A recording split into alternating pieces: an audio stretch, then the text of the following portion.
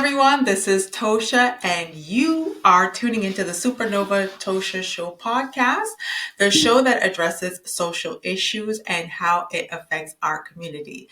And today we are going to be discussing exploring Kingston, Jamaica. I had such an unforgettable vacation.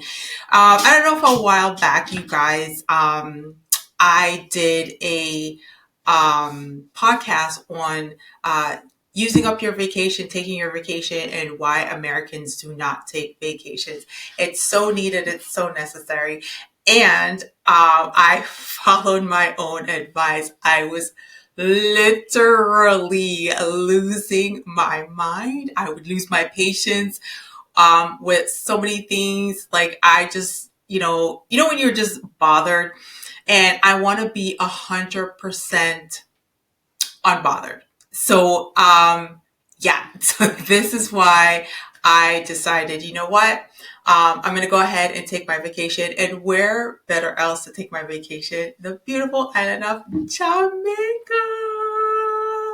This is the land of my birth. Yes. So I don't know. I think I said it 100 millionth, 100 trillionth time that's the place where I was born. I was born on a little island called Jamaica. I was born in St. Andrew, which is like right around the Kingston area. I'm not even going to front like I know Jamaica. I have no clue. When I go there, I'm like a tourist, but I'm going to change all of that.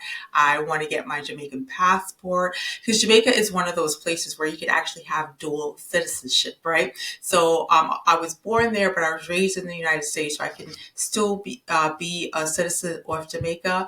And I'm also an American citizen, so I can have dual citizenship. So the best of both worlds. Okay. So I just wanted to tell you how my vacation started. I feel like when you start your vacation, it's all about the ride to the airport, arriving at the airport, your stay at the airport, what you do, exploring the airport. I love airports. I've always loved the airport experience, the airplane experience that also ties it all in. And so I arrived at I left from Fort Lauderdale Airport.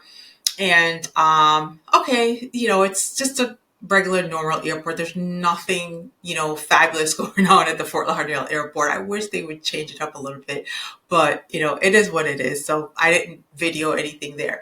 And so I got on the plane and I have a fear of heights, and so I don't like anything high. So of course, being in the sky was terrifying for me, and it was so funny. So I was in the middle, and I had a lady to my right by the window, and she did not speak. She just put her little neck pillow and her headphones and her mask. By the way, if you're flying from Florida to Jamaica, it's like an hour. By the time you sit down, it's time for you. You're there. You're there. So I did have a pleasant ride. I was scared. And it was so funny because the gentleman to my left, he kind of picked up on the fact that I was a little bit nervous. And he turned to me. He goes, "What, are you scared?" And I said, "No, I'm not. I'm not scared at all." And he's like, "Mm-hmm." And then he's chuckling. So I said, are you laughing at me? He goes, "Absolutely not. I'm not laughing at you." And so he was a Jamaican gentleman. He was so kind. It was so funny. And he really put me at ease. And the plane ride was really pleasant because he was just like, he was such a cool guy. To be honest, I didn't know who he was. And then we started talking and getting to know each other. And he's telling me that he flies back and forth like almost on the weekends. Turns out he's like a little celebrity. He hosts parties. He's a comedian. He does comedy shows. And he was just a really cool guy. And he just kept me laughing. And then so we arrive, right? And as we land, he's there with a relative of his. She was a young girl, I guess a teenager. And he he literally put on a comedy show while, we stand up and wait to disembark the plane. So that was a pretty awesome experience. And so I made sure that I didn't eat that day because I said my first meal has to be on Jamaican soil. I wanted to make sure that I didn't have anything in America. And I think maybe I had some coffee, but I just wanted to make sure that my first meal was going to be Jamaican food, authentic Jamaican food in Jamaica, on Jamaican soil, Jamaican seasonings, Jamaican herbs, and that was it. So I had some plans, and the plans got discombobulated, and that's how I ended up in Montego Bay first. But if you're ever going to spend time in Kingston, make sure that you book your flight to um, Norman Manley Sangster Airport. I don't know if they changed the name to Sangster Airport, but it's in Kingston. So that's where I should have went, but there was some plans that I had. Um, and so I ended up in Montego Bay. So, all right. So in Montego Bay, I took, there's a bus called the Knutsford Express. Shout out to the Knutsford Express. They've been in service for some time now, and, very, very good service. Had my tickets. Make sure you always buy your tickets before because it was nuts that day. Because I happened to go during the holidays. It was like emancipation, independence. So everybody who is of Jamaican descent that was in Canada, United States, Europe, decided to go to Jamaica at that time. So the island was full. Anyway, got on the bus. It was literally a 4 hour ride, but I took the scenic route. And I wasn't bored because I am a talkative person. I talk too much. I talk to everybody. So, of course, whoever sat next to me, I would have a conversation. And, of course, you'll see I have some scenes, you know, driving along from Montego Bay, heading to like the Ocho Rios area, and then to Kingston. And so you'll see that there's beautiful landscapes, just like it's so picturesque. You have sprawling, lush hedges, luxuriant, beautiful, thriving foliage. The island just has a natural mystique, and you'll see that there's golf courses. And of course it's an island, so there's you see the ocean, you see the water. When you're in Jamaica, everybody says it's the sea, look at the sea, look at the sea. So I had to get back in my Jamaican skin and be like, oh, that's the sea. So everywhere you're driving, basically you'll see the sea. So I was very excited just to, breathe the air. It was just something about being home. And, when you're at the airport and you get that welcome home, um, I don't know, it's so cool. It's a really cool feeling. Anyway, so I didn't get to where I was supposed to get until it was like nighttime. So, I was tired by that time and just ready to hit the showers, go to bed, and that night, I actually went to Usain Bolt. So we are Olympic champion, the fastest man on earth, Mr. Usain Bolt. He has a restaurant, and it's called Tracks and Records. And I was reading the reviews because, from how they advertise it, it's like, upscale, exquisite, blah, blah, blah. And so I read the reviews, and it is marketed as an upscale dining and dancing with like excellent food. And so I want you to just kind of take a look at the restaurant and you rate it. So, I have some pictures and some videos going on here about, what my experience was at Tracks and Records.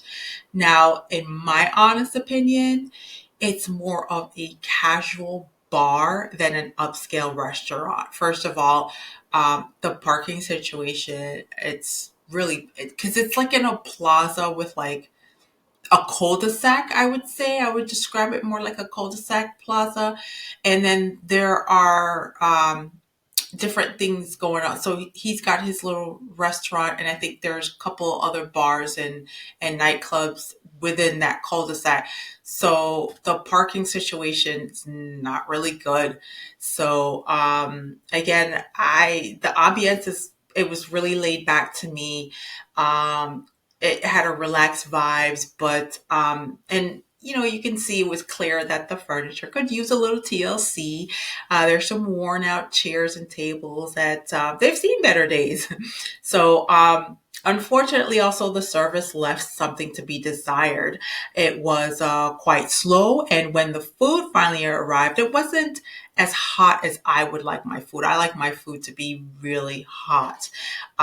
So despite that, the food itself wasn't too bad. It wasn't too bad. It was decent flavors. It just wasn't outstanding. And but on a brighter note, the drinks were solid, and definitely that was the highlight of my experience. So yeah, it was okay. It was okay. I'm glad that I went because I wanted to see what the experience was like. So I'm glad I had that experience. So the next day I went to Port Royal, and so Port Royal, and it's known as well, it was once known as the wickedest city on earth. It was a bustling port town in Jamaica during the 17th century. It was established in the year 1518 by the Spanish, and it became a key stronghold for English colonization after the British seized Jamaica in 1655. And its strategic location on the southern coast of the island made it prime hub for trade, but also for piracy. And the town quickly gained a notorious reputation as a haven for pirates, buccaneers, and other seafarers who made their living raiding Spanish ships and settlements in the Caribbean. Among the most famous of these pirates was Henry Morgan, who later became the lieutenant governor of Jamaica. And so you'll see that I have some pictures here and some videos of Port Royal. Um, it is a really cool experience. You know what I mean? Like the little town. So Port Royal's prosperity and infamy came to a sudden end on June 7th, the year 1692, when a massive earthquake struck the island. And the quakes were estimated to have been around a magnitude of 7.5, and it caused a significant portion to sink into the sea. Um, the liquefaction of the sandy oil on which the town was built, combined with the force of the earthquake, led to the collapse of buildings and the submerge of the port. Now the earthquake, it was followed by a tsunami as well, and so it killed like around 2,000 people and destroyed much of the town. So the disaster was seen by many at the time as some sort of retribution for the town's sinful ways. And when I say the town's sinful ways, basically, just Port Royal was, known for just the brutality and everything associated with it. So as we walked the grounds of Port Royal, everywhere that was land, and you're like walking and walking, all of that was just like it was water. Like it was, I can't explain the feeling that I had when I was there. I and it's weird because I guess because I grew up in the United States, so I didn't know Jamaican history until I was an adult and just started researching where I came from. And then just researching where I came from, I heard about the Giddy House. And I'm like, what is the Giddy House? What is that? And so you'll see in one of the pictures that the Giddy House is that little house structure that's leaning. It's lean back. No, it's lean to the side, and when you enter it, they're saying that you're supposed to, get like this giddy feeling. So I was like, what is the giddy house? And so I started researching, and then that's when I found out about Port Royal and the history of Port Royal. And so that's one of the things that was on my bucket list for Jamaica, where I had to experience. So going to the Giddy house, I went inside of the house. It was so funny because, our tour guide, I was just asking her, like, if everything that we're standing on right now used to be water, is there a fear that at some point that it could sink again? And, where we're standing could all be water. It could be part of the sea.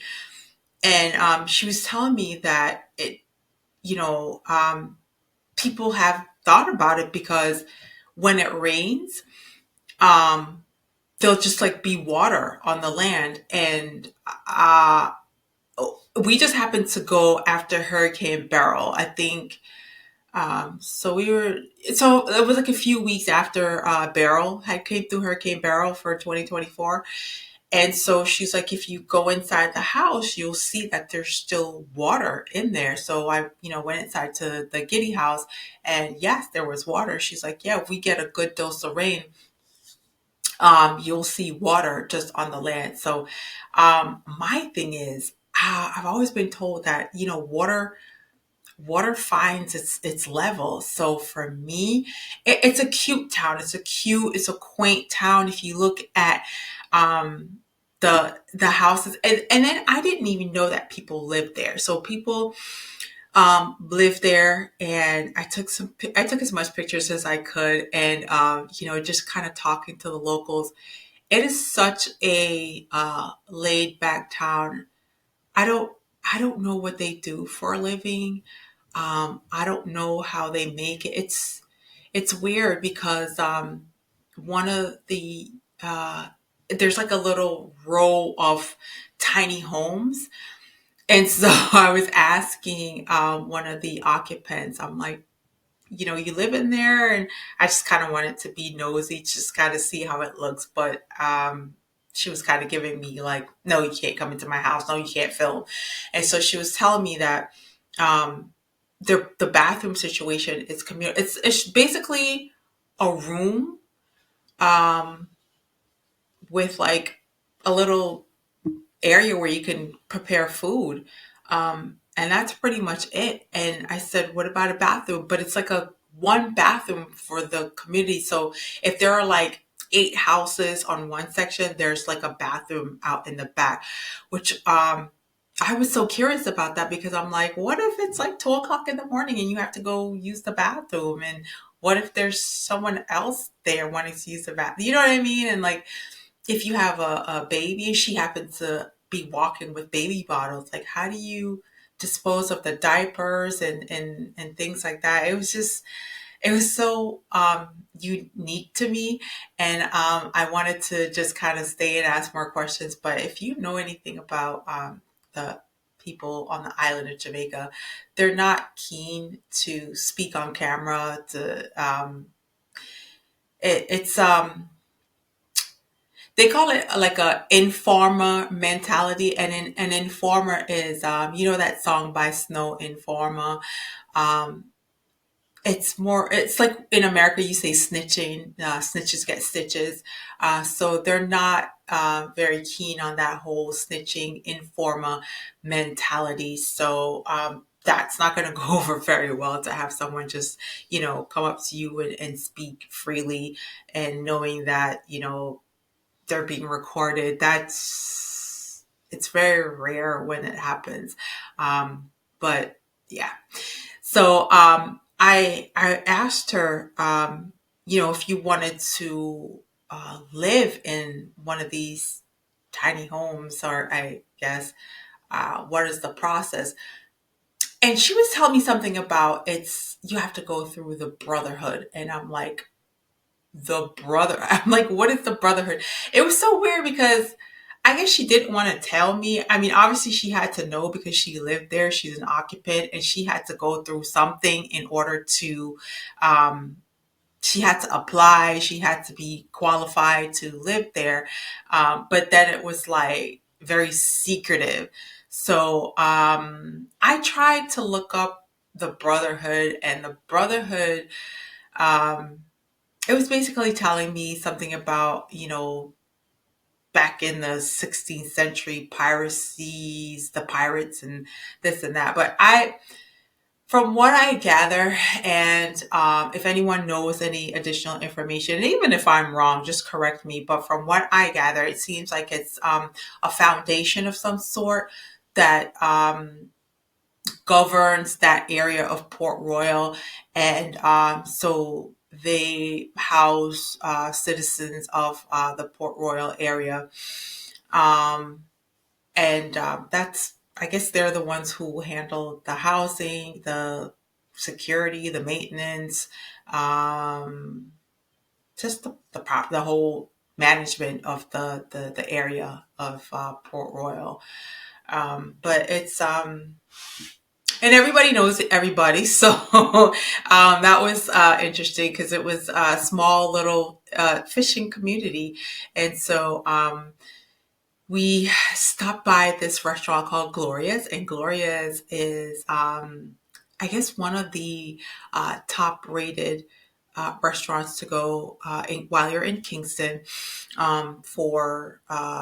for seafood. And I mean, they're literally catching the seafood right there, off the water, and then the restaurant is right there. So I guess they clean and do everything there. I have to say that the food was immaculate. That fish was so fresh. It was so delicious. It was so well prepared. The herbs, the spices, just everything all together was A1. Now, the service was horrendous. And if you know anything about Jamaica, there is zero customer service. Of course, when you're in the resorts, or if you go to one of the 4 or 5 star uh, hotels, that's different because they know they're catering to people all over, and they depend on your dollars. But when it comes to, I don't know, if you're going into a business establishment like a supermarket, any of the grocery stores, a clothing store, um, a mechanic shop, just anywhere else, the customer service is just there. There really isn't any, and there's no. Can I see your manager? Can I speak with your manager? Because the manager doesn't want to hear it either. So, but they're saying that, the worse the customer service is, the better the food. But I don't pay for rude service, but I have to tell you that Gloria's food was absolutely on point. The customer service, you're catering to people coming from everywhere, not just people on the island who are accustomed to it, but people who are traveling from everywhere. And I mean, I saw a table of people, they may have been Canadian, and they picked up their keys. And I mean, they were there for at least a good 15 minutes. Nobody paid them attention. The two of the waitresses were kind of just bickering, and then two of the waiters like really got into a loud confrontation, and like we're sitting right there, and I was just like, and this is horrible. Like they really need to work on this, and we know that this is something that people have talked about, and it's become a running joke. But it's not funny to me. I don't find it humorous at all. Yes, I am laughing and smiling now, but that's just my way of dealing with stressful situations. I just kind of laugh it off a little bit, but it's not funny, and I they really need to do better. But the food, I have to say, Gloria, is really fresh, really delicious, and they did not disappoint. So, I heard that there's another location somewhere, and there's like a history behind that whole Glorious. Like she lived there and then opened the restaurant. But anywho, um, it's Well, it's quite an experience. There's so many other experiences in Kingston, and you know how there's like a level 3 warning against traveling to Jamaica, and if you do travel to Jamaica, make sure you stay on the resorts and um, make sure you only go to the tourist area, and even islanders, like native people who live on the island, will tell you, "Oh, don't go to Kingston. I would never go to Kingston." Don't believe the hype. You know, it, what's today? Today's we're now in what, September, and there was a school shooting in Georgia. It seems like this is just a normal occurrence in the United States. You know what I mean? Like you don't even have to know the people in Jamaica. The crime isn't random. It isn't like you walk into a grocery store and then someone just opens up and randomly shoots you. They're not taking AKs to a school, and just like offing kids. It's not that. So um, for me, I actually feel safer there than anywhere else. To be honest with you, when I ask people who live in areas like New York, and you know things happen on the subway, and I'm like, you don't help the person. They're like, no, it's New York. You mind your business. Um, you don't get like random acts of violence like that. I mean, if you're in downtown Kingston, in certain areas of the ghetto where everywhere has a ghetto, um, if you're wearing like gold earrings, or someone will snatch it, but that's about it. Where you do hear about someone taking someone's life, unfortunately, it's normally someone that's caught up. You do have a lot of domestic violence where the man would have taken the life of the woman, or but it's someone they know. Or I've heard like a couple of returning residents who lived abroad for many years, and they're now building their homes, and they're back home in Jamaica. They're building on their homes, and then their lives were taken. When you hear the backstory, like one of them, it was like one of the builders was having an affair with the lady who was building the home, and then she wanted to break it off, and then he got jealous. Of course, that's a domestic violence situation. So, and then if there's family members who see that you're a returning resident and you're building like these huge, I don't know why people are building these great big like 8, 9, 10 bedrooms homes, and then your family member gets jealous of you. Unfortunately, they'll take out a contract on you to take your life because they're jealous. Like, you had the opportunity to go away, and you made something of yourself, you got an education, and now you have all this money, and you never remembered us, you never helped us, and now the green-eyed monster of envy has come up, risen in your family members. Unfortunately, things like that have happened. Or things that's happened with the a lot of the scamming. um, Scammers scam each other, and so they take each other out. Or if you're in a gang and you're in a certain isolated area, and then there's gang wars and turf wars, just like there is in LA, just like there is even in Florida. I just saw on the news that there's a Venezuelan gang that's just taken over Florida. So you stay in your area, you don't get involved in it, and that's pretty much it. But because Jamaica is so tiny, when you hear of killings, it's like, oh my God, it's X amount of murders per capita. You got to remember, it's per capita. Jamaica is the size of Connecticut, literally. So if 10 people get killed within a month because, they're gang related, or they're scamming related, it just seems like, oh my God, the whole island is at war. Never go there, never go. That's just how it is. And of course the media is going to spin it how they want to spin it. But it's enjoyable. The people are so friendly, like everybody wants to be your friend. You will get people who will just, hey, can you buy me a drink? Can you buy me a patty? Can you buy me? But I've had that happen to me in Manhattan. Like I'm just walking, minding my business, and I had like a homeless person just come up to me and just start a whole conversation. Give it $5. I want $5. Like, so that's happened to me too.